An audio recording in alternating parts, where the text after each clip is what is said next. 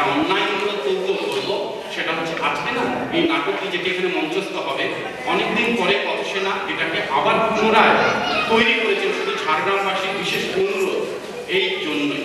আর তাই আমরা চাইছি এটাকে একটু ডকুমেন্টেশন করে রাখতে, কোনো কমার্শিয়াল কোনো ব্যাপার নেই, একটা ডকুমেন্টেশন হবে। আপনারা যারা ছেলে মেয়ে নিয়ে এসেছেন খুব ভালো করেছেন, আমরা চাই ছোট ছোটরা আসুন, তবে একটু চুপ করিয়ে রাখবেন, কারণ ডাইরেক্ট ক্যামেরা এই শব্দটা করবে। ধন্যবাদ। প্রযোজনা পথসেনা, কাঁচরাপাড়া।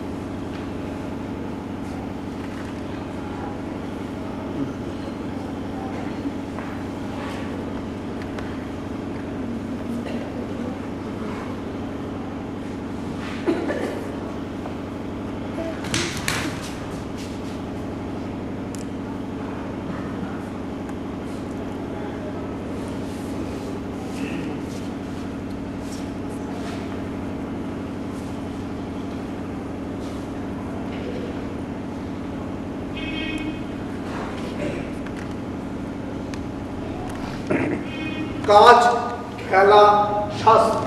আবার কাজ, আবার খেলা, আবার শাস্তি। মানুষের নয়, কৃতদাসে। রোম সাম্রাজ্য 2000 বছর আগে, খ্রিস্টপূর্ব 71 সাল রোম সাম্রাজ্য। কিন্তু রোম সাম্রাজ্য নাকি ধ্বংস হয়ে গেছে। দাস প্রথা নাকি বিলুপ্ত হয়ে গেছে। এখন 19 শতাব্দী 2006 সাল। সভ্য মানুষ, সভ্য সমাজ। তাই কি আমরা জানি না? আমাদের জানা নেই। তাই আমাদের নাটক, আমাদের গল্প আরম্ভ খ্রিস্টপূর্ব 71-এ, আরম্ভ খ্রিস্টাব্দ 2006। আরম্ভ খ্রিস্টপূর্ব 71-এ, আরম্ভ খ্রিস্টাব্দ 2006। রোমক পোশাককে আমরা জানি না। রোমক দৃশ্যসজ্জার ধার আমরা ধারি না। আমরা কে এই মুহূর্তে তাও অবান্তর। আমরা আমরা আমরা প্রভু, আমরা দাস। 2000 বছর আগে এবং আজ খ্রিস্টপূর্ব 71-এ, খ্রিস্টাব্দ 2006। রোম সাম্রাজ্যে ভারতবর্ষ, রোম সাম্রাজ্যে ভারতবর্ষ। শোনো শোনো শোনো, রোমের নাগরিক বৃন্দ সবাই শোনো।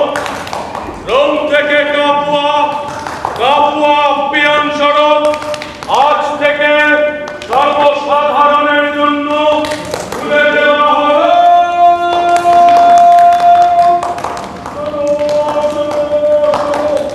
রোম থেকে কাপুয়া আপ্যায়ন সড়ক সারি সারি পুরুষ, সারি সারি। আসুন আসুন দেখে যান শাস্তির দৃষ্টান্ত। রোম থেকে কাপুয়া আপ্যায়ন সড়ক, সারি সারি পুরুষ, সারি সারি শাস্তির দৃষ্টান্ত। আসুন আসুন দেখে যান। রোম থেকে কাপুয়া আপ্যায়ন সড়ক, সারি সারি পুরুষ, সারি সারি শাস্তির দৃষ্টান্ত। যা শুনতে চান শোনাবো, যা দেখতে চান দেখাবো। যা দিয়ে যাবেন নেব। আসুন আসুন আসুন আসুন, 4 বছর পর আবার বেরোনো গেল রোম থেকে, কি বলে তাই না? 4 বছর। কাপুয়া, হ্যাঁ কাকুয়া। কি সুন্দর শহর কাপুয়া, চমৎকার শহর। আর প্রিয় আর রাতে ভিল্লা স্যালারি। চমৎকার বাড়ি, প্রকাণ্ড খামার। আর প্রিয় মামা। মামা, খুব ভালো খুব ভালো। আমার নাম তাবিজ। আজ এখানে দেখছেন এই কুশের নিচে, কিন্তু একদিন রোমের 3 নম্বর মহল্লায় আমার নাম সবাই, কিন্তু রাজনীতি সে যাই হোক, আজ এখানে বসেছি, লোককে দেখায়, কাহিনী শোনায়, এক কথায় রোমের পরাক্রম আর ন্যায় বিচারের পরাকাষ্ঠা প্রচার করি। এক হিসেবে মন্দ না, কি বলে? ভিড়কে করার চেয়ে তো ভালো। ধন্যবাদ। এই যে পুস্তকটা দেখছেন, রোম থেকে বেরিয়ে এইটাই প্রথম একটা দৃষ্টান্ত। দৃষ্টান্তের দৃষ্টান্ত বলতে পারে, কারণ এরপর শুরু হবে দৃষ্টান্তের পর দৃষ্টান্ত। রোম থেকে কাপুয়া আপ্যায়ন সড়ক, সারি সারি পুরুষ, সারি সারি শাস্তির দৃষ্টান্ত। সব শুধু কত আছে জানে? কত? 6472। 6472। অতখানি কাজ? তা যা বলেছেন, অতখানি কাঠ। কিন্তু এই যে দৃষ্টান্ত, এর দাম তো কম নয়। আচ্ছা, এই লোকটাই কি স্পার্টাকাস? তা কি করে হবে? স্পার্টাকাস কুঞ্চি কুঞ্চি হয়ে গেছে লড়াইয়ের ময়দান। এই লোকটাকে জ্যান্ত ধরা হয়েছিল। এর নাম ছিল প্যাট্রাস, বল দেশের লোক। স্পার্টাকাসের মতো এও ছিল গ্ল্যাডিয়েটর, প্রচন্ড লড়িয়ে আর প্রচন্ড ষাঁড়ের মতো তাগড়া। ওর ধরতে লেগেছে 4 দিন। হ্যাঁ, পুরো 4 দিন আমি এইখানে বসে দেখেছি।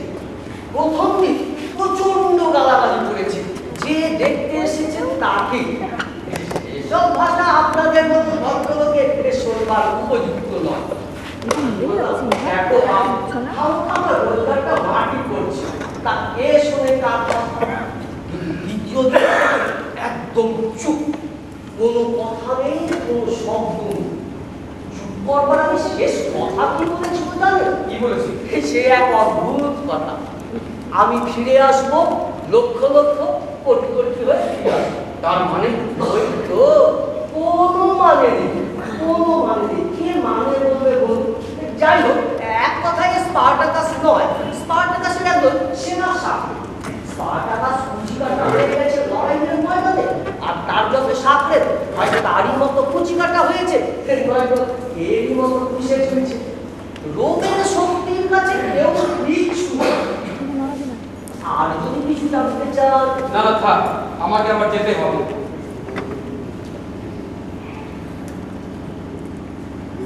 একদিন না মন্দ নয়, তবে আর একটা দিলে পারত শালা নবাবের বাচ্চা সব।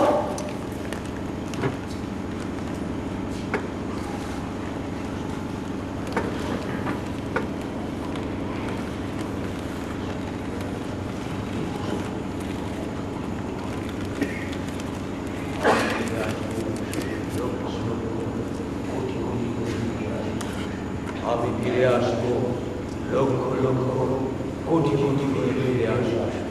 আমি ফিরে আসবো, লক্ষ লক্ষ কোটি কোটি করে ফিরে আসবো। আমি ফিরে আসবো, লক্ষ লক্ষ কোটি কোটি করে ফিরে আসবো। আমি ফিরে আসবো, লক্ষ লক্ষ কোটি কোটি হয়ে ফিরে আসবো। আমি ফিরে আসবো।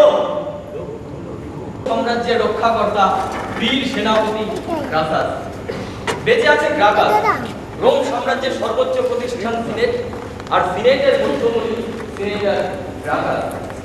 বেঁচে আছে সিসেট, প্রধান বুদ্ধি, প্রধান যুক্তি, তরুণ দার্শনিক সিসেট।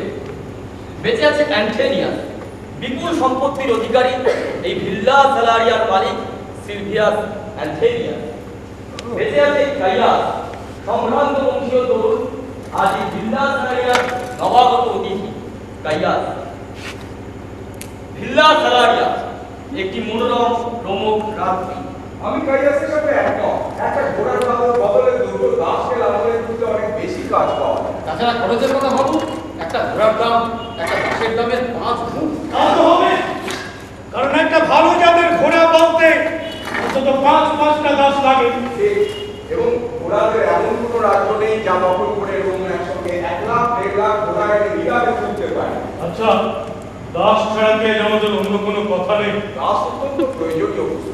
রোমক সভ্যতা দাঁড়িয়ে আছে দাসের উপর। এটা কিরকম কথা বলুন?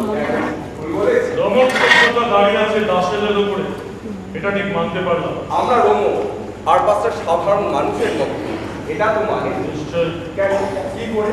কারণ দুনিয়ার মধ্যে রোমই প্রথম দাসের প্রয়োজনীয়তা বুঝতে পেরেছিল। তা বেশ তো, কি করতে বলো ব্যাপারটাকে নিয়ে? কিছু না, শুধু ঘটনাটাকে বুঝতে চাই। বুঝবার দরকারটা কি? না বুঝলে ওরা আমাদের ধ্বংস করে ফেলবে একদিন। আপনি তো কাবুয়া থেকে আপ্পিয়ান সড়কের দুপাশে দেখেননি কিছু? ওতে সবটা প্রমাণ হয়। আর কি প্রমাণ হওয়ার আছে? রোম সাম্রাজ্য ধ্বংস করায় দাস বাহিনীতে সম্ভব না, সে তো স্পার্টাকাস কুচিকাটা হয়ে প্রমাণ হয়ে গেছে। স্পার্টাকাস রোম ছাড়া আর কোন রাজ্যকে স্পার্টাকাসের জন্ম দিতে পারতো? স্পার্টাকাস জন্মেছে নর্দমায়, আবার নর্দমাতে ফিরে গেছে। ঠিক, এই নর্দমার উপরেই রোম। নর্দমায় বন্যা হলে রোম টলে যায়। বন্যা হবে না, নর্দমাকে চিরকালের মতো ঢাকা দিয়ে দিয়েছেন সেনাপতি গ্রাসাস, দেখবে নাকি?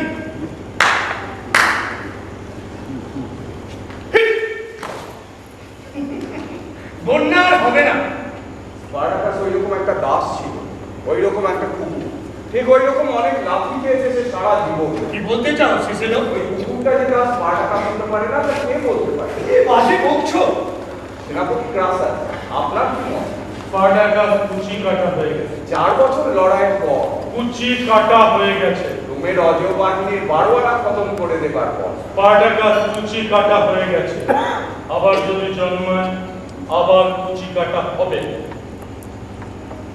আচ্ছা সেনাপতি গ্রাসাস, আপনি কি স্পার্টাকাসকে চিনতেন? দেখিনি কোনোদিন, কিন্তু মনে হয়েছে কি করে চিনেছিলেন? খোঁজ নিয়েছিলাম কার কাছে? যারা চিনত ওকে, যারা লড়েছিল ওর সঙ্গে। আর বেশিরভাগ খোঁজ নিয়েছিলাম কাপড় গ্ল্যাডিয়েটরের মানে ল্যান্টালাস বাটিয়াটার। চিনবার চেষ্টা করেছিলেন কেন জানতে পারি কি? শত্রুকে না চিনলে তাকে হারানো শক্ত। ঠিক এই কথাটাই আমি এতক্ষণ আপনাদের বোঝাবার চেষ্টা করছি। বাহবা বাহবা সিসেলো, বাহবা। বাহবা, কিন্তু তবু আমি বলবো স্পার্টাকাস কুচি কাটা হয়ে গেছে। আর এখন আপনারা যারা চিনতে চাইছেন তারা আসলে শত্রু নয়, তারা কাটিয়ে দাও। আপনারা যদি অনুমতি করেন তাহলে আমি ভয় যাবো। কিন্তু গ্লাডিয়েটার্সের কাছে আপনি কি জেনেছিলেন সেটা বলবেন? সে অনেক লম্বা গল্প, এদের সকলের হয়তো ভালো লাগে। এদের সকলের সাথে আমাকে মিলিয়ে ভুল করবেন না সেনাপতি গ্রাসাস, কারণ স্পার্টাকাস সম্পর্কে আমার বিশেষ কৌতূহল ছিল। ঠিক আছে, চলে এসো। চলুন। আমিও তবে শুভরাত্রি বলে ঘরে যাই। কেন ঘুম পাচ্ছে? ঘুমবো না, লিখবো। কি লিখবে? নর্দমার বিশ্লেষণ। শুভরাত্রি। কিসের তোমার কেন মনে হয়? বুদ্ধিমান, উচ্চাকাঙ্ক্ষী, এক ধাপ উপরে উঠতে নিজের মাকে বিক্রি করতে পারে কোথায় যাচ্ছ? না। বাগানে একটু বেড়ায়, তাহলে আমি তোমার বাগানে বড় ভালো লাগে। তোমার যদি কাউকে দরকার থাকে বলতে পারো। একটা ভালো জাতের ইহুদি দাসী আছে। না, না, আজ না, আমার দরকার খুব কমই হয়েছে। চল চল। ভিল্লা সালারিয়া একটি মনোরম রোমক রাজ্য। গ্রাকাস সুখে নিদ্রামগ্ন। অ্যান্টেনিয়াস ক্লাউডিয়ার ঘর। ক্লাউডিয়া এ শহরেরই সম্ভ্রান্ত বংশীয় মহিলা আজ এই ভিল্লা সালারিয়ার অতিথি। আর কাইলাসকে গল্প বলছে গ্রাসাস। বার্টিয়াটাসের কাছে শোনা বা স্পার্টাকাসের গল্প। অপরাজেয় রোমক বাহিনীর অধিকাংশ যখন ধ্বংস হয়ে গেছে, রাজ্যের বেশিরভাগ যখন স্পার্টাকাসের দাস বাহিনীর দখলে, ঠিক সেই সময় দায়িত্ব দেওয়া হলো সেনাপতি গ্রাসাস। মহান দায়িত্ব, সর্বোচ্চ সম্মান, যে সম্মান সোজা কবরের রাস্তায় নিয়ে যায়। রোম প্রজাতন্ত্রের চুলোয় যারা একদিন আমার শত্রু ছিলেন তারা এই সম্মানটা দিলেন, বললেন রোমকে বাঁচাও।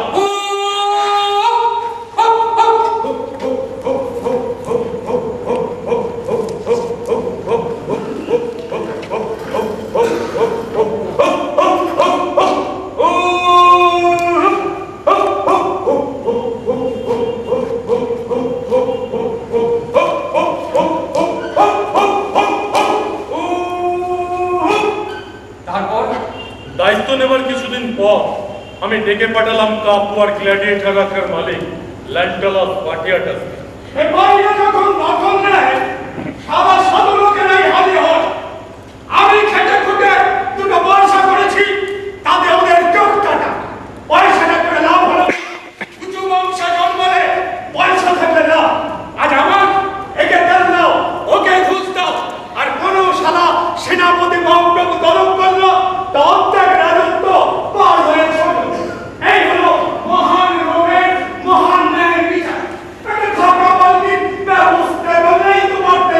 অতাই যদি দরকার তা আমার একটা বেত ঘোড়ায় সারাদিনই কামকে খাওয়ানি, তারপর বিকাল থেকে বৃষ্টিতে ভিজতে ভিজতে সেনাপতি। তুই সেনাপতি, তাতে আমার কি বাবা? আমি সাত পথে দুটো পয়সা করেছি, এই আমার অপরাধ। ঘুষ তো দেই বাবা, তোমার লোকেরাই তো তারে। আবার আমাকে নিয়ে তো বদলি গেল সারা। এইটা একটা ভিন্ন বলায় কোথায় সেই কাপড়, কোথায় এই খবর? এটাই ছাউনি বুঝি? কোথায় যাবে? ল্যান্টালাস বাকেটাস কাপড় থেকে আসছি। সেনাপতি রাস্তা তালিকা করছে, আগে কিছু খাওয়া দরকার, তারপরে একটু গিয়ে নিয়ে বলছিলাম কি সকাল থেকে কিছু খাওয়া হয়নি। সেনাপতি এতক্ষণ যখন অপেক্ষা করলেন অনেক ভালো বুঝবে। আচ্ছা ঘোড়াটা কি তাই আমার আগেই জানামানি পাবে? আসুন, আমি আপনার ফৌজের সেপাই নই। না, কিন্তু এটা ফৌজের ছাউনি। চলো। ঠিক আছে, চলো। ল্যান্টালাস পাটিয়াটাস। নমস্কার। আসুন, আসুন। অনেকটা পথ আসতে হয়েছে আপনাকে, খাওয়া হয়নি বোধহয়, তার উপরে বৃষ্টিতে ভেজা। ভিজেছি ভিজেছি, তবে খিদের কথাটা বললেন ওটাই সব থেকে বেশি পেয়েছে। তা আপনার লোকটাকে বললাম, তিনি ভাবলেন আমার অনুরোধটা বোধহয় অন্যায়। ফৌজের লোকেরা হুকুম তামিল করতেই অভ্যস্ত। আমার হুকুম ছিল আপনি আসা মাত্র এখানে নিয়ে আসছেন, এখন সব কিছুই পেয়ে যাবেন। এখানে এই যাও, খাওয়ার সমস্ত বন্দোবস্ত করে দেবো।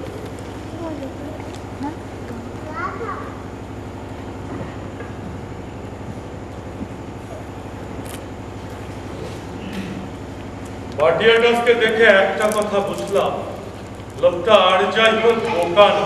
পাটিয়াটাস একটা জঙ্গলি ভূত। পাটিয়াটাসকে তুমি চিনতে? চিন্তা 4 বছর আগে মারিয়াস ব্রাকাস আমাকে নিয়ে গেছিল আগ্রায়। মারিয়াস ব্রাকাস, তৃতীয় রোমনগর বাহিনীর সেনাপতি ব্রাকাস? হ্যাঁ, প্রথম দিকে যুদ্ধেই মারা গেছে। ব্রাকাস তখন লেদার খরচ করত, একটা ফরমাই শেখানোর ব্যবস্থা করতে বলেছিল। করেছিল ব্যবস্থা? করেছিল, শুধু ও, আমি আর ওর এক বন্ধুর জন্য। সেটা স্পার্টাকাস ভেঙে বেরোবার আগে না পরে? 8 দিন আগে। 8 দিন আগে? আচ্ছা, সেখানে তুমি স্পার্টাকাসকে দেখেছিলে? হ্যাঁ, আগে আপনারটা শুনি, তারপর। মতটা বড় ভালো ছিল, ওই আরেকটু খাওয়া যাবে?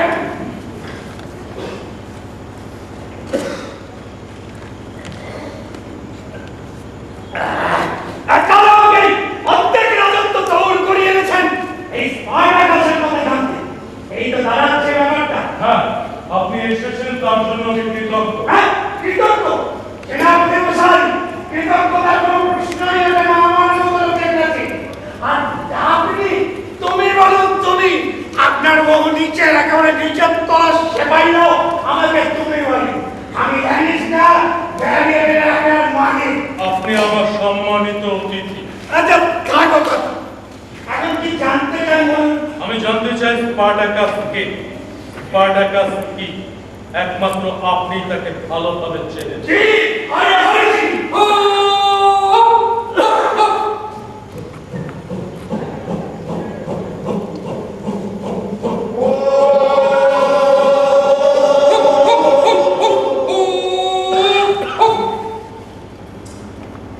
যারা এর আগেও সঙ্গে লড়তে গেছে তারা কেউ ওকে চিনত না। তারা গেছে কয়েকটা পলাতক দাসের সঙ্গে লড়তে, ভেবেছে ঢাক বাজাবে, ফেটু বাজাবে, দুটো বর্ষা ছুটবে, ব্যাস দাসের দঙ্গল পালিয়ে যাবে। এই করে রোমের অনেক বাহিনী নষ্ট হয়েছে, তবু এই একই আশা তারা বারবার করেছে।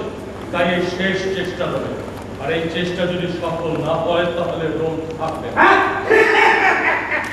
কথাটা মজার বলে মনে হলো নাকি আপনার? সত্যি কথা অনেক সময় মজাই হয়।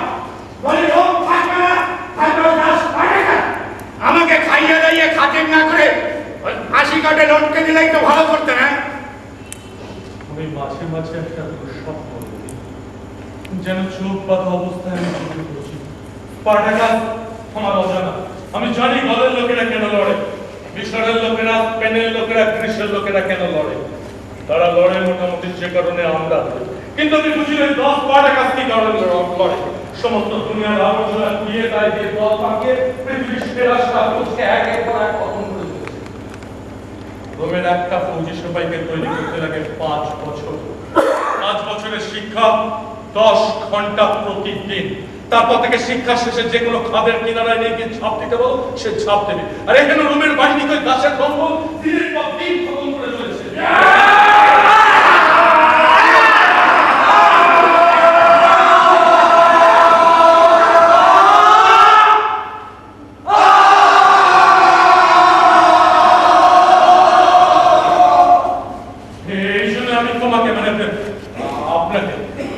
আপনাকে ডেকে পাঠিয়েছি সেই কাফুয়া থেকে স্পার্টাকাসকে জানতে, তাকে চিনতে, তাকে বুঝতে, যাতে চোখের বাঁধনটা খুলে আমি তার সঙ্গে লড়তে পারি। আমার প্রথম কথা লোকটা স্পার্টাকাস কি ছিল আগে, কোথা থেকে পেয়েছিলেন তাকে? এখান থেকে বেশিরভাগ গ্ল্যাডিয়েটররা আসে। কোথা থেকে আসে? গ্ল্যাডিয়েটর বস্তুটা কি? যে কোনো একটা দাস না, অন্তত আমার এখন খেলোয়াড়রা তা না। আপনি যদি একটা কুকুরকে লড়াতে চান, তাহলে কি বাচ্চা মেয়ের পোষা ঘরে কুকুর কিনবেন? এমনি আপনি যদি মানুষকে লড়াতে চান, তাহলে এমন মানুষ কিনতে হবে যার পেট আছে, হিম্মত আছে, বাড়ি আছে, তেমন একটা আসলে চলে। কেন? কারণ তাদের বশ করা হয়েছে। আর যাদের বশ করা যায় তাদের দিয়ে লড়ানো যায় না। যাদের বশ করা যায় না তাদের মেরে ফেলতে হয়।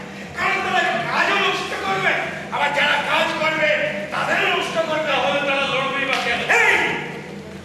এই প্রশ্নের উত্তর জানা না থাকলে গ্ল্যাডিয়েটর নিয়ে কারবার করা যায় না। গ্ল্যাডিয়েটর লড়ে কারণ তার হাতের শেকল খুলে নেওয়া হয়েছে। হাতে ধরে অস্ত্র, আর অস্ত্র যখন কোনো হাতে থাকে তখন স্বপ্ন দেখে মুক্ত। হ্যাঁ, মুক্তি চায় না তোরা। শেকল নেই, হাতে অস্ত্র, চোখে মুক্তির স্বপ্ন। তখন সে বেপরোয়া, যাকে সামনে পাবে জানের পরোয়া না করে। আর এই খেলা দেখাতে লোকে এত পয়সা